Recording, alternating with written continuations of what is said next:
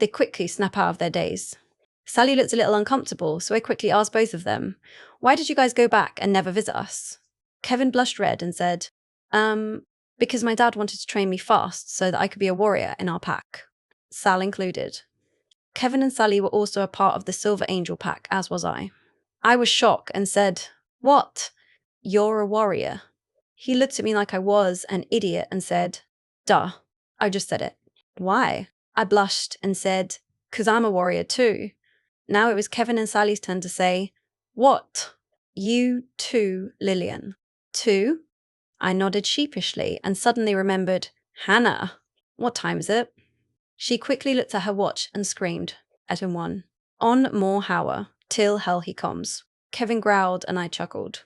Before he could ask me what I knew he wanted to ask, I said to him while smirking, "The HE my dear Hannah was referring to was my date." Kevin blushed again, while Hannah giggled and started pushing me up the stairs and said, "Move quickly, Lilian, and get dressed. Call me when you're done." 5? I smirked at her and asked, "And what exactly might you be doing?" She blushed and mumbled, "Nothing that concerns you." Unfortunately, Kevin heard it and chuckled. He wrapped an arm around her waist and said to me while smirking, "Looks like I'm going to see more Lilian." I groaned playfully, but went upstairs to take a shower and wear my dress. 2. After my shower, I put on a bit of mascara and gloss, and decided to leave my hair down. It reached below my waist. I quickly called, "Hannah." 17. She went through my door and gave me a pair of silver sandals, and I quickly put it on. I noticed that her lipstick was smudged and said to her while smirking, "So, did Kevin choke on something?" She looked confused and said, "Of course he didn't." I chuckled and said, "Uh-huh. If he wasn't choking, then why is your lipstick smudged?"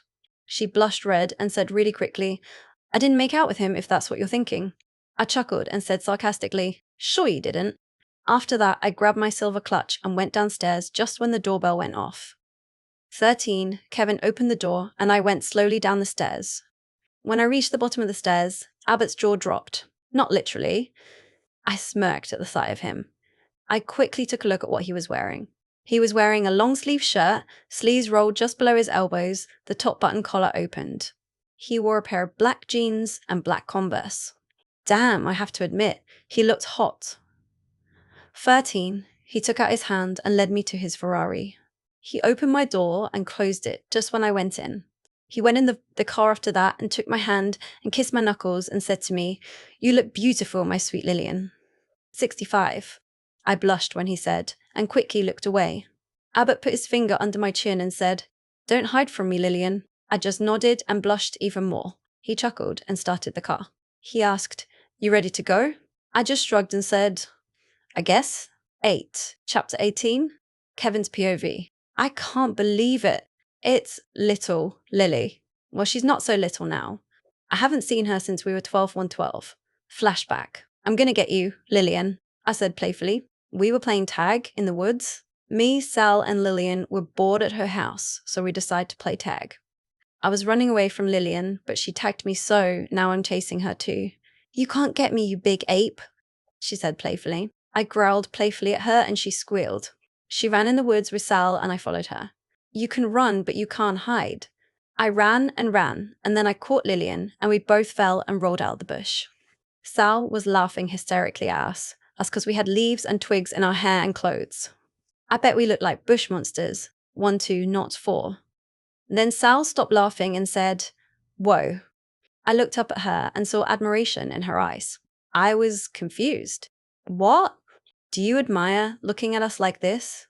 I asked sarcastically, point 1. Sal just rolled her eyes and said to me, "Would you just get off Lilian and look at this?" I did get off Lilian eventually when she admitted that she finds me attractive. Sal just gagged. I growled playfully at her, and then something caught my eye. Whoa. Me and Lilian said in unison 31. It was a flower meadow with a huge lake where you can see the sunrise and sunsets. Ever since then, all 3 of us always went there. But then my dad wanted me and Sal to prepare to be a warrior for the Silver Angels pack. Flashback end. Me and Sal decided to head there, and that's when I saw an auburn wolf that looked like a female. I quickly mind-linked Sal and said to her, "Sal, go and hide. I'll deal with this." She quickly replied, "But Kevin." I growled through mind-link and she quickly hid. 6. I walked to her slowly, but accidentally stepped on a branch and pounced her, but she dodged it and pounced me. When I looked into her green eyes, it felt oddly familiar. I guessed she thought the same too. She quickly got off me and shifted back behind a tree. I quickly wore my clothes the same time she did. 7. After having our family meeting, Lilian invited us back to her house. When Lilian opened the door, I smelt the most amazing scent I have ever smelt. The scent was rose and vanilla. I froze and stood rooted to the spot. Lilian must have been puzzled, but then when I heard feet running downstairs, I knew that my mate was here because I heard her say, "Lilian, finally. Hurry up, girl, or you're going to miss your date." Chop-cho, my mate froze. She had long brown hair and had hazel eyes that sparkled merrily. Lilian quickly looked from her to me again and again until it clicked just when both of us said, "Six, mate." After Lilian stopped making us stare at each other, Hannah made Lilian go upstairs and change. After Lilian went upstairs, I looked at Hannah and asked her while smirking, "Did you really just want to get rid of Lilian so that you can get to know me better or to just spend time with me?" She mumbled, "A little bit of both." I chuckled when we went in the living room. Sal said awkwardly, "Kev, I'm just going to sit at the backyard, okay?" I nodded at her, and when she went out, I asked Hannah, "So do you want to play 20 questions?" She nodded 26. I said, "Okay, I'll go first. When's your birthday?" She smiled shyly and said, "Valentine's Day." I was shocked and said to her, "Your birthday is the same as Lilian." She nodded, her smile getting wider, and said, "Lilian's an hour or so older." I nodded, and then she asked me, "Your birthday?" I replied, 24 January. She nodded, and I asked her, "Favorite color?" She replied, "Cream." I smiled at her, and she asked me, "Yours?" I replied while smirking at her, "Well, it used to be blue, but now I guess I have to say hazel." She turned red, and I chuckled at the sight of her, and she turned redder and looked away. I put my fingers under her chin and made her face me and said to her while smirking, "Don't hide your face from me, Hannah." She shivered and smirked back at me and leaned closer and said in an innocent voice, "What are you going to do about it, Kevin?" I shivered when she said my name because it just rolled out her tongue, and I leaned closer, and then I kissed her. 8-4. My wolf howled with joy. I put my hands on either side of her waist and put her on my lap. I licked her lips for entrance, which she denied. I growled in annoyance and gripped either side of her waist, which made her gasp. I took that as an opportunity to plunge my tongue in her mouth, our lips moving in sync and fighting for dominance. The kiss was so passionate that I wanted to take her then and there, but then we got an interruption which made me growl while still kissing her. 27. Hannah. Hannah pulled apart and was about to get off my lap, but I held her in place and said to her ear while smirking, "This is just the beginning, Hannah." She shivered and quickly got off me while blushing. I chuckled at the sight of her, and she scowled. I got up from my sit because the doorbell rang. I went to the door and opened it and saw a guy around my age. He looked shocked to see, and I heard a growl from him. He must have thought I was some guy here to see Lilian. I nearly chuckled, but then he asked me, "Is Lilian home?" I replied, "Yeah, she's just getting ready." "Come on in." He came in just when Lilian came down the stairs. His jaw dropped, and Lilian smirked at the sight of him. I looked from Lilian and the dude, and looked at Hannah with a questioning look, and she mouthed at me, "I'll explain it later." I nodded. After that, he took out his hand, and Lilian took it, and both of them went to his car. Me and Hannah went in the living room and sat on the love seat. When I sat down, I asked her, "So who was the dude on Lilian's doorstep?" 3. Hannah told me everything about her being rejected, turning into a badass, getting marked, blah, blah, blah. I growled because he rejected my cousin and then got suspicious and asked Hannah, why did he regret his rejection? Hannah merely shrugged and said, "Must have changed his mind." I nodded, and then everything got quiet until I felt like someone wasn't here with us 1-1. I took a quick look around and felt uncomfortable. Hannah looked at me and asked jokingly, "What's wrong? Did you lose someone?" I just had a serious face on and said to her, 1, I'm not sure I lost her pursue, but just out of curiosity, love, have you seen my baby sister anywhere? Chapter 1 teen. Sally's POV. I swear, if I see another couple acting all lovey-dovey, I'm going to scream. It was bad enough seeing Lilian having a date with a guy, which I'm guessing is with her mate, but now it's Kevin and Hannah. I'm happy for them, obviously, but I told Kevin that I would be at the backyard, which I am, but in the woods part. I just wanted to clear my head. I shifted behind a tree into my light brown wolf with white at the tips of my tail. I was smaller than most she-wolves, but don't underestimate my size. I can't wait for my birthday. But even though you're not at the age when you smell your mate, which is 16, your mate, who could be older, can still know we're their mate, although we don't cause we can't smell their scent. My birthday is on the October 4th, so it'll be next month, and it's in my favorite season, autumn. I don't know why, but that particular season always calms me down 115. I just ran and ran and ran away from all the love stuff from Lilian's house, and after a while I stopped. I just walked and felt my surroundings. I stumbled upon a cliff with my favorite flower surrounding it. Gardenias. It wasn't like the place where me, Kevin, and Lilian found when we were small, but it felt like my personal sanctuary.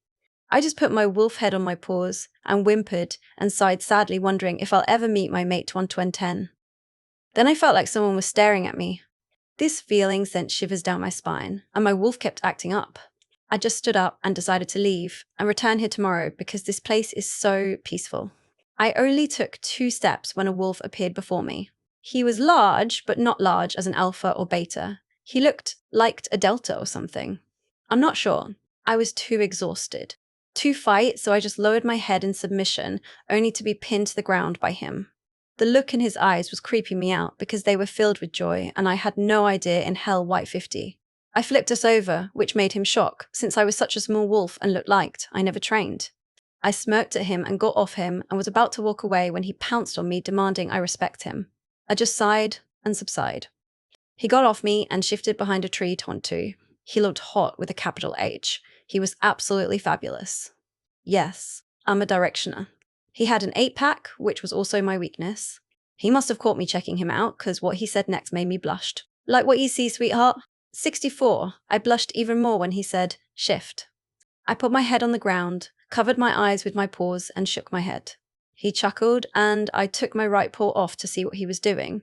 He just kept staring at me, and then he said something shocking. Mate! 37. I was really happy that I found my mate, but was scared that he might reject me. I turned away from him and laid down, and took a whiff of the gardenias, and put my head on my paws again, and whimpered. I heard the cracking of bones, and felt him nudge my head. I looked up at him and just smiled a small, wolfy smile to assure him I was okay. Then I got up. He licked the side of my face, and I blushed. I licked the side of his face, and ran away from him. I wasn't running away from him. I just wanted to play a small game of cat and mouse. Me being the mouse, of course. He growled playfully from behind me and ran. I soon heard the sound of paws hitting the ground. I suddenly had an idea which I was sure that Lilian might or might not have used, and decided to run the opposite direction. When I turned around, I got what I wanted. I went to the tree, where I put my clothes, and shifted back. I soon went back to where he was, and saw that he was growling. I laughed hysterically until I held my sides, tears pouring down my cheeks. Do you know what happened? He ran straight to the tree. I laughed so hard that I didn't feel a pair of arms wrap themselves around my waist. 70. I tried to stop laughing, only to double up more. He growled at me and said while pouting, "That really hurt, you know." I just chuckled and replied while smirking, "That's what you get when you try to catch me." It felt really warm when I was next to him, and then he asked, "So, sweetheart, what's your name?" I smiled at him and replied, "Sally, but you can call me Sal or Sally. Either way, it's still the same. Yours?" He chuckled and replied, "Mason, Delta of the Silver Angel Pack." I replied while smirking, "Well, it looks like we'll be seeing each other more, Mason." He shivered and was about to ask me something when I got a mind link from Kevin. "Ooh, Sal, where the hell are you?" I replied, "Calm your tits, bro. I'll be home soon." Jeez. 75. I was too busy, mind linking my brother, that I didn't notice Mason saying, "Sal, please answer me." I snapped out of my mind link and smiled at him. "Don't worry, Mason. I was just mind linking Kevin." He growled possessively and put his nose at the crook of my neck and said, "Mine." I chuckled at him, and he looked at me like I had 3 heads, and I said to him while smirking, "Kevin's my brother, mystery." Possessive. He blushed and rubbed the back of his neck and asked me, "What did he want, love?" I shivered at his pet name for me and said sadly, "He wants me to come home." Mason growled and was about to open his mouth, but I beat him to it and said, "I'll meet you here same time tomorrow, okay?" He looked at me sadly and said, "Fine." I nodded and smiled at him and was about to get out of his embrace when he pinned me against the tree and said to me while smirking, "Only if you kiss me." 17. I blushed and just mumbled a small fine. He must have heard it because he had the biggest grin on his face and crashed his lips to mine. I was shocked because it happened so fast. Then suddenly, he licked my bottom lip asking for entrance, which I denied. He tried it again and I smirked, which made him growl in annoyance and grip my hip, which made me gasp, and he took that as an opportunity to plunge his tongue in my mouth. The kiss was getting hot until I heard a growl. Chapter 20. Sal's POV. Mason pulled away from the kiss and covered me protectively and growled. "Mason, calm down," I said to him softly. He stopped growling and looked at me softly, and then a wolf appeared. It looked like a beta, with black and brown coloured fur. And then another wolf appeared. But this time, the wolf was smaller and had brown and cream fur. The large wolf shifted behind a tree, and then a hot guy came out. I blushed, because he was only wearing basketball shorts. Mason growled and looked at me and said, "That blush should only be for me, sweet cheeks." I blushed even harder and hid my face with a curtain of my hair. 1:13. I heard a chuckle and then a voice said, "Well, well, well. Looks like the disgraceful Delta found his mate." I looked up and asked Mason, "Mason, who's that?" The guy smirked and said, "The name's Brad. Beta of the Silver Angel Pack and the girl shifting right now." I heard the sound of cracking bones, and out came a girl with brown hair and cream at the bottom. "Is my mate Maggie Jones." Brad laughed hysterically and said through laughs, "You, haha, should have, haha, seen the look, ha on your face." 12 Mason continued to growl and said, "Brad, you made me thought you were a rouge or something. God, you are so lucky I smelt your scent." He continued to growl but then chuckled. I stepped out of Mason's embrace to go and shake hands with the beta. "Evening, beta. My name is Sally Williams. I think you remember my brother Kevin." He grinned and said to me, "Shut up." "He's here? Where is he?" I just chuckled and said, "You can meet him tomorrow." He nodded and then smirked at Mason and said, "And you said you didn't want a mate, Mason. You said you wanted to continue playing with other girls." I froze when I heard that. I wondered why Brad called Mason a disgraceful Delta. Well, now I know, and there is no way in hell is he ever going to accept me as his mate 1-1. I have to go. Bye, guys. I quickly shifted mid-air, ignoring Mason when he called my name. After a few minutes, I heard the sound of thundering paws behind me, took a quick look. My eyes widened when I saw a dark brown wolf with black paws. I knew right then and there it was Mason. I was the fastest among my family, except Lilian. I ran with lightning speed. Soon, there was no sound of paws behind me. The only sound I heard was a howl. A heartbroken howl. I felt tears pouring out of my eyes and quickly tried to stop them. 39 Lilian's house soon came into view, and what I saw on the front porch almost made me barf. I covered my eyes with my paws and whimpered loudly. Do you know what I saw? Do you know what the hell I saw? I saw Lilian having a hot make-out session with her date. Well, this is an awkward position. Lilian must have heard my whimper and said, "Oh, my God. Essay, Solly?" I just nodded, still covering my eyes. Plus. She asked me, "Sally, do you have any clothes?" I shook my head, refusing to look at her. I heard her go in the house and heard her dump some clothes in front of me. I quickly took them without looking at her and changed into the t-shirt and sweatpants. When I came out, I covered my eyes and said what I have been wanting to say when I saw her making out. My eyes. My poor virgin eyes. Oh man, Lilian. I can't even look at you without seeing that diphthong shove his tongue down your throat. 27? I heard a growl and a nervous chuckle, and then, "Sal, where the hell have you been?" I was worried sick. "I am gonna," said Kevin, but was cut short when I suddenly remembered what happened and burst into tears and sobs. Kevin stopped and came to me and said kindly, Hey, Sal, come on. Please don't cry." I was just upset. I shook my head and said to him between sobs, "Sniff not sniff mad sniff at you." He asked, "Then what's wrong, sweetheart?" I cried even more when he said, "Sweetheart." I stopped crying and said while sniffing, "I don't want to talk about it." After that, I just went to the room Lilian showed me before and decided to crash. My dreams were haunted by dark brown eyes. Lilian's POV 4-6. When we reached our destination, Abbott put a blindfold on me. I asked him with a whiny voice, "Are you serious, Abbott?" He chuckled and said, "Yes, I am, and no peeking love." 32. I just huffed while he chuckled some more. He got out of the car and opened my door like a gentleman and put his arm around my waist and said, "Don't worry, I'll be your guide." I just laughed when he said that. I felt him roll his eyes, and then we walked.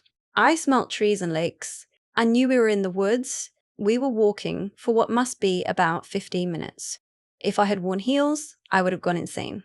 Then Abbott said, "How about we play I Spy?" I almost laughed, but decided to play along and said, "Okay, I spy by nothing." He sounded confused and said, "How can you see noth?" "Oh, right. You're wearing a blindfold." I snorted and said to him, "I like you now, Abbott. You are so smart." He growled in annoyance, and then there was silence. 33. After a while, we stopped, and then Abbott took the blindfold off, hugged me from the back, and put his head in the crook of my neck and asked, "Do you like it?" 1. What I saw shocked me. There was a lake, of course, but there was something else. There was a gazebo with fairy lights around it and had my favorite flowers around it. Lavender 1-1. Abbott must have grew impatient. He asked me, "Well," I said, pretending I was not impressed at all, "I don't like it." 5. Abbott turned me around, his eyes turning black, and said angrily, "What? Why? How is this possible?" I put on much effort to do this, and I started smirking and said to him, "No, I'm kidding, Abbott. I love it so much." "Thank you." I don't think he heard me because he kept talking. I rolled my eyes because I had no choice but to do this. I put my hands around his neck and kissed him just to get him to shut up. 1-2. At first he froze, but then he kissed me back. I knew if we didn't stop it right now, we would do it on the ground, right here, right now. When I pulled away, he pouted and said, "You did that on purpose." I chuckled and said, "Yes, because you didn't listen to what I just said." He asked me, "What did you say?" I replied, "I said I love it, Abbott." "Thank you. Next time, let me finish first." "Okay." He grinned at me and said, "So was I right that this is the best date you ever had?" "No," I replied. He showed a surprised look, and I continued to speak. "No, because it's the only date I have ever had." Judging by his expression, he couldn't believe what he just heard. "Your first date? I thought you dated before." I shook my head and said, "I wanted to have my first date and kiss with my mate." Which I did. I blushed when I said all that. His grin got bigger and said, "Thank God." Though I had to compete with the other guys' dates. He growled when he said, "other guys." I gave him a peck on the lips and asked, "Shall we?" He chuckled and said, "We shall." We laughed all through the night. Then he did something unexpected. He had a remote in his hand, and I asked him jokingly, "Do you have a bomb here or something? Because if not, then what's with the remote?" 34. He chuckled and said, "It's to play the music, Lilian, so we can dance." I froze in my spot and said in a quiet voice, "Dance? I can't dance, Abbott." "Query?" 14, he said. "I'll teach." "Come on, it'll be easy." After the whole song, I gave Abbott a quick peck and said, "This date was the best, but I have to go home." He nodded sadly. When we reached the car and he drove me home, 22. When we reached my front door, Abbott held my waist in place and pulled me in for a hug. He looked at me in the eyes and asked me, "Does this mean I'm off probation?" I bit my lip and smiled at him and said, "Yeah, it does, 9-7. He had the biggest smile on his face and kissed me. The kiss soon became passionate, and when he licked my bottom lip for entry, I allowed him. The kiss started to get really hot when I heard a whimper. I pulled away from Abbott and saw a small wolf with white tips at the tail, with paws covering its eyes. I soon recognized the wolf's scent and said, "Oh, my God. Rally?" She just nodded, still covering her eyes. After giving her clothes and her going up to the house, Kevin looked at me and asked, "What happened to her?" I shrugged and said, "I wished I knew Kevin. I wished I knew." Chapter 21, 34-3. Mason's POV. 1. I can't believe she just left me. I whimpered sadly, and then anger took over, because this is all Brad's fault. He had to say I didn't want to find my mate and continue playing with other girls. Yes, it's true. But then my feelings changed when I laid my eyes on her. 36. I ran to where Brad was, shifted behind a tree and put on a pair of shorts and pinned him to a tree. I growled at him, feeling my eyes turn black, and said to him furiously, "Why did you have to say that in front of her?" He said between breaths, "I'm choke sorry choke." Maggie whimpered and said, "Mason, please, let him go. I'm sure you can tell her that your feelings changed and that you promise not to hurt her." Please, Mason. Let Brad go. I soften at what she said. I let Brad go because she was right. 113. I won't let anything happen between us or hurt her. I swear it. 26. Sally's POV. When I woke up this morning, I felt dried tears on my cheek and felt more tears coming into my eyes when I remembered what happened last night. I suddenly remembered that I promised I would see him tonight. I groaned and decided to just get it over with. 9. I got up from my soft, warm bed and looked in the mirror. I saw a girl who had puffy red eyes and sadness in them. I quickly took off my clothes and took a hot shower. After that, I picked a dark blue dress and black tights and white sneakers. 1:13. It was only 7:522 a.m. I decided to go for a run. Let's hope I don't run into him again. But of course, the things you hope never go the way you plan. 9. I shifted behind a tree and scratched it so I'd remember where I put my clothes. I decided to go to the cliff and think, there. When I reached there, I took a quick look around and approached the cliff carefully. When I was positive he wasn't there, I went there and put my head on my paws and thought, what would happen if Mason rejected us? 2. I suddenly felt like I was being watched. I decided to get out of there now and run. But when I only took a few steps, he just had to appeared. I refused, took up Mason in the eyes, so I just looked at my paws. He whimpered and approached me and nudged me with his snout. I backed away from him and shook my head and whimpered back and ran past him. As I ran, I heard him whimper loudly and howled. I tried to control my tears so that I wouldn't cry, which worked a bit. When I arrived at Lilian's house, I shifted at the tree my clothes were and wore them. After that, my stomach growled and I decided to have some cereal. 1:13. When I went inside, everyone was in the family room, including Hannah. I went straight in the kitchen, poured myself a bowl of cereal, and went to sit with the others while watching SpongeBob Square, Pants 47. I mumbled, "Morning, guys." They greeted back, and then Lilian said, "Good you're here. Now hurry and eat up your food, 'cause we are going to go shopping." 6. Me and Kevin nearly choked on our breakfast and said while coughing, "Shopping." Lilian's POV3. Then Kevin said, "Okay, who the hell are you and what have you done to my cousin?" I chuckled and said, "Chill, Kev. Me and Hannah just want to buy our prom dresses for tomorrow night and suggested that we couldn't leave Sally home alone." 3. Sally groaned and said, "You know I hate shopping." Who would love shopping anyway? Hannah smiled sheepishly, and both of them turned to look at her while she said defensively, "What? It's really hard to look this good, all right, and I can't believe you both hate shopping. What's so bad about it?" Me and Sally groaned and said together, "Everything." Hannah just growled and said under her breath, "The things I do to get beautiful." Sally groaned and said, "Fine, I'll go, but none of those disgusting short stuff, all right?" 60. Me and Sally agreed wholeheartedly on that we don't want those stuff. Hannah just groaned but agreed. And now we're at the mall, and boy is it boring.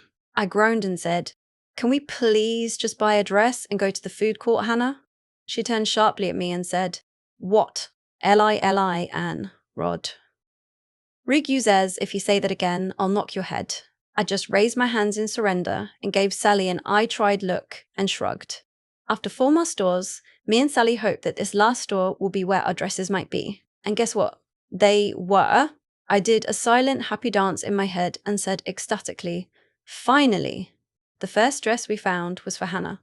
It was a cream colour floor dress and it had a strap on the right, and boy will Kevin want to rip her out of that dress. 49. The next one was Sally.